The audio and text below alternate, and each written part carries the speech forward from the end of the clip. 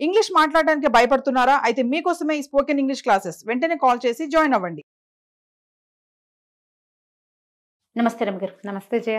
రమగారు, Arabian nights నుంచి ఏదైనా ఒక మంచి కథ చెప్తారా? అరేబియన్ నైట్స్ కథలే కొన్ని, మళ్ళీ మామూలు కథలని క్లబ్ చేసిన కథలు కూడా కొన్ని ఉన్నాయి. అందులో ఏదో కథ ఉంది, దానికి కొంచెం మన మామూలు రకపు కథని ఒకదాన్ని కలుపుతారనమాట. ఓకే. అలా కలిపిన కథలు కూడా భలే సరదాగా ఉంటాయి. జోసిగాడు కథ చెప్తాను. పూర్వమాట ఒక ఊళ్ళో ఒక భార్య భర్త ఉండేవాళ్ళు. అతను బార్బర్. ఏదో సుమారుగా ₹1 తెచ్చుకునేవాళ్ళు. మామూలు జీవితం. ఆ కాలంలో మనం రోజు స్నానం చేయరు వాళ్ళని చెప్పుకున్నాం చాలా కథల్లో. స్నానశాలకి వెళ్తారు. ఈ మంగళాయన భార్య ఒకరోజు చాలా తలనొప్పిగా ఉంది, ఎన్ని రోజులైనా తగ్గట్లేదు, స్నానశాలకు వెళ్దామని స్నానశాలకు వెళ్ళిందట. వెళ్తే ఏమైంది, ఒక ఆవిడెవరో వచ్చింది అక్కడికి. ఆవిడ చక్కగా అలంకారం చేసుకుని ఉంది, కొంచెం జోరుగా ఉంది. వెనకాల ఎవరో ఇంకో మనిషి వచ్చింది.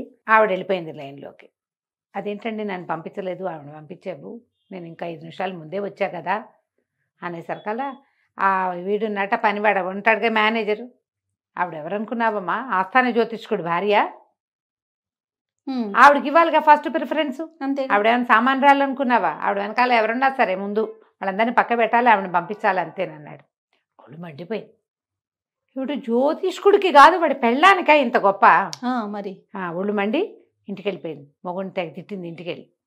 నువ్వు జోసిగాడివి అయిపోవాలి ఇప్పుడు అర్జెంటుగా, నువ్వేం చేస్తావో నాకు తెలియదు, లేదా నేను నీకు ఇచ్చేస్తా విడాకులు, నేను నీతో ఉండను, ఏమైనా సరే నువ్వు మన పెళ్లి రద్దు చేసుకుంటావా, జోసిగాడు అవుతావా, జ్యోతిష్యుడు అవుతావా తేల్చుకోమని. అర్థం కాదు, ఏమిటే నీ గోల అంటే, మామూలు జోసిగట్ట ఆయన పెళ్ళానికే అంత గొప్ప వచ్చింది, నేనేమో వెనకాల నుంచున్నాను, పుట్టెడు తలనొప్పితో పగిలిపోతుంటే ఈ అవమానం సహించలేకుండా ఉన్నాను, ఏమైనా సరే నువ్వు జోసిగాడే అయిపోవాలి అంతే, లేకపోతే ఇక పెళ్ళి రద్దే. సరే ఆలోచించి ఈ నీళ్ళంతా వెతికి చూస్తే వాళ్ళ ఇంట్లో పిల్లలు ఆడుకునే గవ్వలు, పాచికలు అలాంటివి ఉన్నాయి. ఓ పాత తాటాకులు కట్ట కూడా ఒకటి ఉంది. సరే ఆ తాటాకులు కట్ట, ఆ పాచికలు, ఆ తర్వాత ఏమో ఆ గవ్వలు పుచ్చుకుని వెళ్ళి ఆ స్నానశాల దగ్గర కూర్చున్నాడు. ఇలా వెళ్ళిపోతానంటోంది. ఏం చేస్తాం మరి, ఏదో 2 రోజులైనా జ్యోతిష్యం చెప్తామని వేషం వేస్తే ఏమైనా ఒప్పుకుంటుంది అనుకున్నాడు. ఓకే. ఈ టైం బాగుండి ఆ రోజు యువరాణి స్నానానికి వచ్చింది. మామూలుగా స్నానాలకు వచ్చేటప్పుడు ఎటా ఉన్న వాళ్ళు అట అలంకారాలు అవి చేసుకుని రారు. స్నానానికి వెళ్ళేటప్పుడు ఎట్లా చేస్తారని నగా నాణ్యం అన్నీ దిగబెడిచి కొంచెం లేతరంగా వచ్చే సింపుల్వి బట్టలు కట్టుకుని పొద్దుటి పూట వస్తారు. ఆవిడేం చేస్తుంది, మొత్తం నగలు నాణ్యాలు పైన పెట్టుకునేవి, చెవులు కొన్ని బొచ్చెడున్నాయి, బోర్డు నగ, మొత్తం నగలన్నీ ఊడ్చేసింది ఇంటి దగ్గరే. అయితే స్నానశాలకు వచ్చాక చూసుకుంది, వేలికి బిగుతుగా ఒక ఉంగరం ఉంది ఆవిడకి. ఈ ఒళ్ళు తోమేటప్పుడు మరి వేళ్ళు కూడా తోమించుకోవద్దు, అందుకని ఏం చేసింది, ఈవిడితోటి ఒక దాసి వచ్చింది. ఈవిడ ఉంగరం తీసి దాసి చేతిలో పెట్టి, నాన్నెచ్చిన ఉంగరమే జాగ్రత్తగా పెట్టు అంది. సరే దాసి కూడా ఆ ఉంగరాన్ని ఎక్కడైనా దాచబెట్టాలి, తను కూడా వెళ్ళాలి లోపలికి. ఏం చేసింది, ఈ స్నానశాలకు గోడల్లో చిన్న చిన్న కంతలు ఉన్నాయి. ఒక కంతలో ఆ ఉంగరాన్ని పెట్టి తన జుట్టుని ఇట్లా మెలిదిప్పి గుర్తుగా అందులో పెట్టింది. కంతలో గుర్తుగా ఆ ఉంగరం బయటికి కనపడకుండా జుట్టు అడ్డం పెట్టింది. జుట్టు తనకు కూడా గుర్తుంటుంది కదా. లోపలికి వెళ్ళిపోయారు. ఇక అమ్మాయి గారు ఒళ్ళు తోమారు. సరే స్నానం అయింది, అన్నీ అయిపోయిన తర్వాత ఆవిడ శుభ్రంగా మంచి బట్టలు తీసుకొచ్చింది ఓ బ్యాగ్ తోటి. ఆవిడ పాత బట్టలు అక్కడ పడేసి శుభ్రంగా కొత్త బట్టలు కట్టుకుంది. మరి ఉంగరం ఏదే అంది. ఉంగరం అనగానే మర్చిపోయింది. తన్నుకు చచ్చిన ఆ ఉంగరం ఎక్కడుందో గుర్తురాపేసరికల్లా యువరాణి ఇంటెత్తులు లేచింది. స్నానం చేసి ఫ్రెష్గా ఉందేమో, ఇంకా జోరుగా కూడా లేచింది ఆవిడ. ఉంగరం లేకపోతే మామూలుగా తోలు ఒలిపిస్తా నీది, నువ్వు జాగ్రత్తగా ఉంచుతావని నీ చేతిలో పెడితే స్నానశాల వాడికి ఇవ్వకపోదునా, నీకెందుకు ఇచ్చాను, నువ్వు శ్రద్ధగా దాచిపెడతావని ఉంగరం లేకుండా కనపడడానికి వీళ్ళేంది ఎక్కడంతో పట్టుకురాంది. ఆవిడ షర్బత్ తాగడానికి కూర్చుంది. మామూలుగా స్నానాలు అవేక అలసిపోతారు కదా, వీళ్ళకి చక్కటి షర్బత్తు అవి ఇస్తారు. పట్టుకురా ఉంగరం ఎక్కడుందా అని. వీళ్ళు బయటకు వచ్చింది, ఏం చేయాలో తెలియలే. తీరా చూస్తే అక్కడ ఒక ఆయన కూర్చున్నాడు. వాడి దగ్గర ఓ తాళపత్ర గ్రంథం, కాసిన 2 పాచికలు, కొన్ని గవ్వలు ఉన్నాయి, ఓ పెన్ను కాగితం కూడా. పరిగెత్తుకుంటూ వెళ్ళి, బాబాబు ఓ ప్రశ్న ఇస్తాను, యువరాణి ఉంగరం ఎక్కడో దాచిపెట్టాను, ఎక్కడ దాకొలిపోయానో ఏమో గుర్తు రావడం లేదు. కొంచెం ఒక ప్రశ్న వేసి ఏ దిక్కులో ఉందో చెప్పవా బాబా అని. ఏం చెప్తాడు వీడికి, ఏమొచ్చు? ఈ మంగళాయనకి బాగా ఆలోచించాడు. అట్లా దాసికేసి చూస్తే ఈవిడ ముసుగేసి ఒకటి ఇష్టం వేసుకుంది. ముసుగుకి ఒక చిల్లు ఉంది, చిరుగుంది. ఆ చిరుగులో ఏం చెప్పి జుట్టు కనిపిస్తుంది. ఇది చెప్పేట ఏమిటోనమ్మా ఆలోచిస్తుంటే నాకు ఒక చిల్లు, దాంట్లో జుట్టు కనపడుతున్నాయి అని చెప్పేట. ఏమీ లేదు. అప్పుడు గుర్తొచ్చింది దాసికి, నేను జుట్టు అడ్డం పెట్టానండి. వెతికి గోడలన్నీ వెతుక్కుని ఆ గోడల్లో జుట్టు పెట్టిన దాన్ని కంతం చూసుకుని ఆ జుట్టు బయటికి లాగితే వెనకాల ఉంగరం. అమ్మయ్య అనుకుని ఆయనకు ₹1 ఇచ్చి ఆ ఉంగరం పుచ్చుకుని యువరాణి దగ్గరికి వెళ్ళింది. ఈ లోపల ఆవిడ షర్బత్తు పూర్తయింది. ఏమైనా ఉంగరం తెచ్చావంటే ఇదిగోనమ్మా. ఉంగరం పెట్టుకున్నాక యువరాణి అడిగింది, మర్చిపోయానన్నావు, ఎట గుర్తొచ్చింది, ఏం చేసావంది. నేనేం చేశానమ్మా, బయట ఒక జ్యోతిష్కుడు ఉన్నాడు, సింపుల్గా ఉన్నాడు కానీ భలే ఐడియా ఉంది, నిమిషంలో చెప్పాడమ్మా అనగానే ఆశ్చర్యపోయింది. ఏంటి ప్రశ్న అడిగితే చెప్పాడు అంటే ఎంత పవర్ఫుల్లో కదా. అంతేగా. ఇంటికి పోయి నా బాబు గారికి చెప్పింది. కాస్తుంటే నువ్వు నా చిన్నప్పుడు ఆవిడ 15వ ఫంక్షన్కో పుట్టినరోజుకో ఎప్పుడో ఇచ్చాడు నాన్న ఉంగరం. పుట్టినరోజుకు నువ్వు ఇచ్చిన ఉంగరం పోయేది, గోడలో పెట్టింది బండది, మర్చిపోయింది. అది గుర్తు రాకపోతే జ్యోతిష్కుడిని అడిగేసరికి ఆ జ్యోతిష్యుడు చెప్పాడు నాన్న, ఎంత బాగా చెప్పాడో, క్షణాల్లో ఉంగరం దొరికేసింది అనగానే ఆయన ఆశ్చర్యపోయాడు. ఎవరా జ్యోతిష్యుడు ఏమిటని కబురు చేశాడు, పిలిపించాడు. యువరాణి ఉంగరం దొరికిచ్చినందుకు ఏవో బహుమతి ఇచ్చారు. రోజు ఆస్థానానికి రండి అన్నాడు. రోజు రాజుగారి ఆస్థానానికి వెళ్ళటం అంటే ఎట్లా వెళ్తాము, వాళ్ళే ఓ బండి పంపిస్తారు. అంతేగా. మరి బండి వెళ్ళేటప్పుడు ఖాళీగా పంపించరు, ఫుడ్ దినుసులు ఏవో పంపిస్తారు, సంబారాలు పంపుతారు. వీళ్ళింటికి 4 వస్తున్నాయి. ఈయన భార్యకి సంతోషంగానే ఉంది. సరే 4 కొద్ది రోజులు వెళ్ళేసరికల్లా ఏమైంది, రాజుగారి ఖజానాలో దొంగలు పడ్డారు. దొంగలు పడేసరికల్లా ఈయన ఆస్థాన జ్యోతిష్కుడిని వదిలిపెట్టి ఈయన దగ్గరకు వచ్చి, మీరు మహానుభావులు, పోయిన ఉంగరం పోయినట్టే పట్టేశారు, కాబట్టి పోయిన ఖజానాని పట్టుకోవాలి, మీకు 40 రోజులు గడివిస్తున్నా, 40 రోజుల్లో ఖజానాని వెతికి పట్టుకోండి. మీరు గ్రహాల్లో లెక్కేసుకుంటారా, జ్యోతి టైం కడతారా, మీరు ఏం కట్టినా సరే అనగానే వీడికి టెన్షన్ పుట్టేస్తుంది. ఏం చేయాలి, మనకేం తెలుసు, ఏదో ఒకటి క్లిక్ అయింది, కాసేపు వెళ్ళి అక్కడ కూర్చుంటున్నాము, శుభ్రంగా ఫుడ్ గిడ్డు వచ్చేస్తుంది, వాకిట్లోకి బండి వస్తుంది, పిల్లలు కూడా సరదాగా బండెక్కి బళ్ళోకి వాటికి వీటికి వెళ్తున్నారు, బాగానే ఉంది. ఇప్పుడు ఇంతంత చేయమంటే ఎట్లా చేస్తాం మనము? బాగా ఆలోచించి ఇంటికి వెళ్ళాక ఇది మన వల్ల కాదనుకుని తెగ తిట్టిపోసాడు పెళ్ళాన్ని. మామూలు తిట్ల, నీ వల్ల ఇరుక్కున్నాను ఇప్పుడు 40 రోజులు, ఈ 40 రోజుల్లో దొరకపోయిందంటే కొరతేస్తాడు రాజు, నవాబు గారు ఊరుకోడు అనేసరికల్లా భార్య అంది, సరే 40 రోజులు టైం ఉంది కదా, మరి ఓ పని చేస్తా, 40 ఖర్జూరాలు ఒక సంచులు వేసి పెడతా, లెక్కగా ఒక సీసాలు వేసి పెడతా, రోజు కూడా తిను, దొరికిందా దొరుకుతుంది. ఈ లోపల ఖజానా 40వ ఖర్జూరం అవ్వగానే మనకి డేట్స్, రోజుల లెక్క తెలిసిపోతుంది, డేట్స్తో డేట్లు తెలుస్తాయి.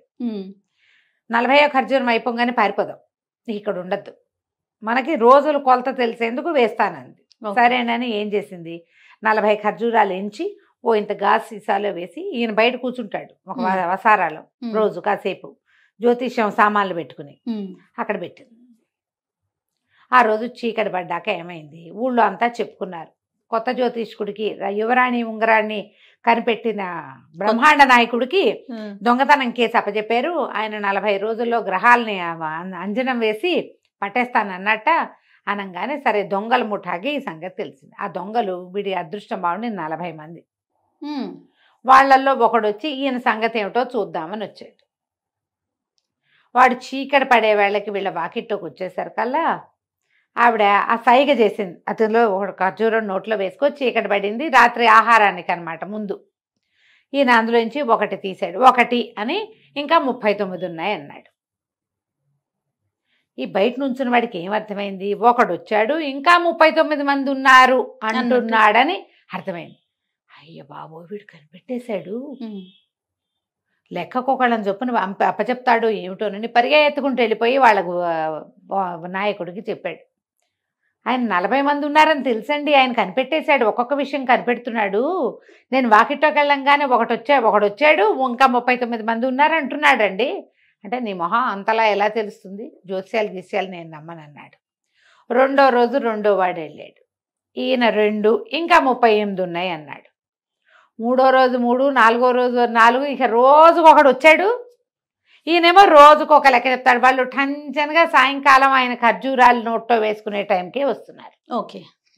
39 రోజులు గడిచిపోయినాయి. 39వ రోజు సాయంకాలం వీళ్ళ నాయకుడే నిజంగా వీళ్ళు అంటున్నది కరెక్టా కాదా చూద్దామని వచ్చాడు. అన్నిట్లోకి అట్టడుగున ఉన్న ఖర్జూరం పెద్దది. ఈయన బయటికి తీసి 40యోది కూడా వచ్చేసింది, ఇది పెద్దది అన్నిటికంటే, దీంతో సమాప్తం అని ఆ ఖర్జూరం వలిచి నోట్లో వేసుకోగానే ఈ బయట ఉన్నవాడు నాయన నేనే పెద్దవాడిని, నేనే నాయకుడిని కూడా వీడు కనిపెట్టేశాడు.